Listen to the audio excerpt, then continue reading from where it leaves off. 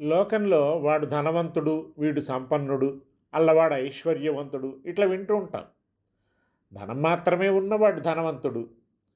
ఇల్లు, వాకిలి, తోట, దొడ్డి, పొలం, పుట్ర కూడా ఉన్నవాడు సంపన్నుడు.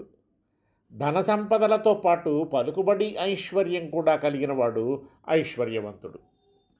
ఎవరి సుకృతాన్ని పట్టి వారికి అవి ఏర్పడతాయి. అయితే ఐశ్వర్యం ఉన్నంత మాత్రాన చాలదు, ఇంకా మరికొన్ని కూడా వాడికి కావాలి. ఐశ్వర్యం అంటే అవే. అసలు అవి ఉంటే ఐశ్వర్యం లేకపోతే మట్టుకేం అంటూ ఆ ఉండాల్సినవేవో చెబుతున్నాడు.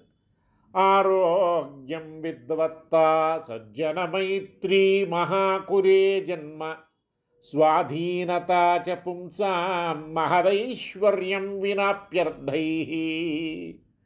ఆరోగ్యం, వైదుష్యం, సజ్జన మైత్రి, మంచి వంశాన జన్మ, స్వాతంత్ర్యం, ఇవే ధనం లేకపోయినా మనిషికున్న ఐశ్వర్యం. ధనాన్ని ఎట్లాగో చచ్చి చెడి సంపాదిస్తాం. దానివల్ల తోటలు దొడ్లు చేరతాయి. దాంతో పలుకుబడి, అధికారం ఏర్పడతాయి. బాగానే ఉంది.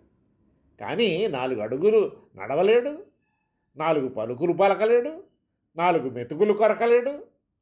ఎప్పుడూ ఏదో అనారోగ్యం, ముక్కుమొగం తెలియని వ్యాధులు. ఏం చేస్తాడు ఎంత ఐశ్వర్యం ఉండి? కనుక ఆరోగ్యం మనిషికి చాలా ఆవశ్యకం. ఆరోగ్యంగా ఉన్నాడు, సంఘంలో పెద్ద మనిషిగా చలామణి అవుతున్నాడు ఐశ్వర్య బలంతో.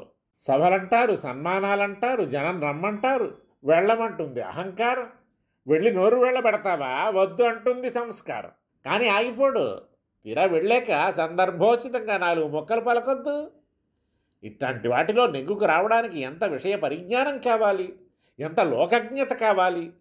ఇవి ఉంటే డబ్బు తానే వస్తుంది. ధనం సంపాదించడం తేలిక, వైదుష్యం సులభం కాదు. వైదుష్యమే ఉంటే యశసే అర్ధకృతే అన్నట్లు దానివల్ల కీర్తి చేకూరుతుంది, ధనము లభిస్తుంది. అంచేత వైదుష్యం అంటూ ఉంటే ధనం లేకపోయినా పర్వాలేదు. ఇక 3వది సజ్జన మైత్రి. మైత్రి లభించడమే కష్టం, అందున సజ్జన మైత్రి. దాన్ని మించిన ఐశ్వర్యం ఉందా? డబ్బు పోసి, పలుకుబడి చూపి, అధికారం నెరపి సజ్జన మైత్రిని పొందగలవా?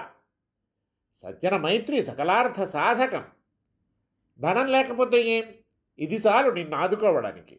సజ్జనులు ఎలా లభిస్తారు మిత్రులుగా?